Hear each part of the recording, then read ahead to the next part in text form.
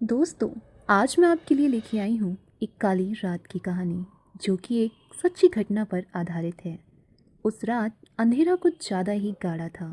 ना चांद दिखाई दे रहा था, ना तारे। आसमान ऐसा लग रहा था जैसे किसी ने उस पर काला कपड़ा तान दिया हो। राहुल अपनी बाइक तेज चलाते हुए सुनसान हाईवे से गुजर रहा था। मोबाइल की घड़ी में रात के 12:17 बज रहे थे। उसे जल्दी घर पहुंचना था क्योंकि माँ ने फ़ोन पर कहा था, आज रुकना नहीं, कुछ ठीक नहीं लग रहा। हाईवे के दोनों ओर घना जंगल था। हवा इतनी ठंडी थी कि हेलमेट के अंदर भी कान सुन हो रहे थे। तभी अचानक बाइक झटके से बंद हो गई। राहुल ने कई बार सेल्फ मारी, लेकिन बाइक स्टार्ट नहीं हुई। उसने मोबाइल निकाला, लेकिन मोबाइल में नेटवर्क नहीं थे। चारों तरफ सन्नाटा इतना गहरा कि दिल की धड़कन सुनाई देने लगी। तभी उसे कुछ अजीब महसूस हुआ। जंगल की तरफ से पायल की आवाज़ आ रही थी, जो कि काफ़ी डरावना फील करा रही थी। राहुल की रीढ़ में सनसनाहट दौड़ थी। इतनी रात को भला यहाँ कौन हो सकता है? वो यह सोच ही रहा था। धीरे धीरे अंधेरे में से एक औरत बाहर आई। सफ़ेद साड़ी, खुले बाल, चेहरा झुका हुआ। भैया, उसकी आवाज़ बेहद धीमी थी। मुझे छोड़ दोगे क्या? मेरा घर यही पास में है। उसने ऐसा बोला राहुल को। ये सुनते ही राहुल ने राहत की सांस ली। उसने सोचा, कोई गांव की औरत होगी। हाँ, बैठ जाइए। उसने कहा। राहुल के ऐसा बोलते ही औरत बाइक पर पीछे बैठ गई। जैसे ही राहुल ने बाइक को स्टार्ट किया, बाइक तुरंत चल पड़ी थी। लेकिन तभी उसे एक अजीब सा एहसास हुआ। पीछे बैठी औरत का वज़न बहुत ज़्यादा था, इतना कि बाइक का संतुलन बिगड़ने लगा। राहुल ने शीशे में देखने की कोशिश की, लेकिन पीछे कोई परछाई नहीं थी।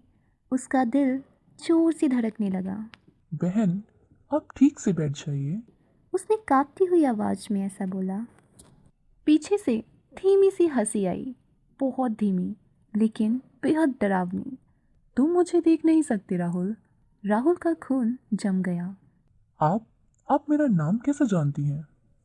राहुल के ऐसा बोलते ही हवा चीखने लगी, लेकिन पीछे से आवाज़ आई। तेज मत चलाओ, मुझे गिरने का डर है। राहुल ने डर के मारे पीछे देखने की हिम्मत की। तभी अचानक उसके कान के पास फुसफुसाहट हुई। क्योंकि तुम इस सड़क के आखिरी यात्री हो। राहुल ने बाइक की रफ्तार बढ़ा दी।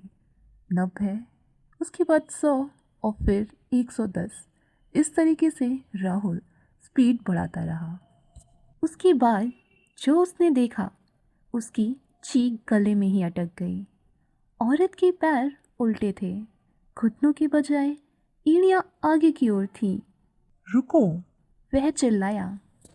उसके ऐसा बोलते ही चारों ओर घना कोहरा फैल गया और औरत बाइक से उतर गई। अब उसका चेहरा साफ दिखाई दे रहा था। आंखें खुली, मुंह अस्वाभाविक रूप से फैला हुआ था, जो कि दिखने में काफ़ी डरावना महसूस हो रहा था। उसकी गर्दन टेढ़ी थी। 3 साल पहले उसने कहा, यहाँ मेरी मौत हुई थी, कोई रुका नहीं था। राहुल रोने लगा। मुझे छोड़ दो प्लीज। वह औरत मुस्कुराई। मैं छोड़ देती अगर तुम मुझे बाइक पर बिठाने वाले पहले इंसान ना होते। उसकी हंसी पूरे जंगल में गूंज उठी। तभी अचानक सब अंधेरा हो गया और उसके बाद सब खत्म हो गया। अगली सुबह हाईवे पर एक टूटी हुई बाइक मिली। पास ही राहुल का मोबाइल पड़ा था। आखिरी कॉल माँ की थी और आखिरी मैसेज में लिखा था, अगर रात में कोई लिफ्ट मांगे तो कभी मत देना। ये मैसेज राहुल का ही था। उस सड़क पर आज भी लोग कहते हैं, काली रातों में एक बाइक बिना आवाज़ के गुजरती है और पीछे कोई बैठा होता है। ये और कोई नहीं, ये राहुल की ही आत्मा होती है। उम्मीद करूँगी दोस्तों, आज की ये कहानी आपको पसंद आई होगी। आपको ये कहानी कैसी लगी इसे आप कमेंट में ज़रूर बताइएगा। नेक्स्ट कहानी हम आपके लिए जल्द ही लेके आएंगे जो कि और भी ज़्यादा रोमांचक होगी।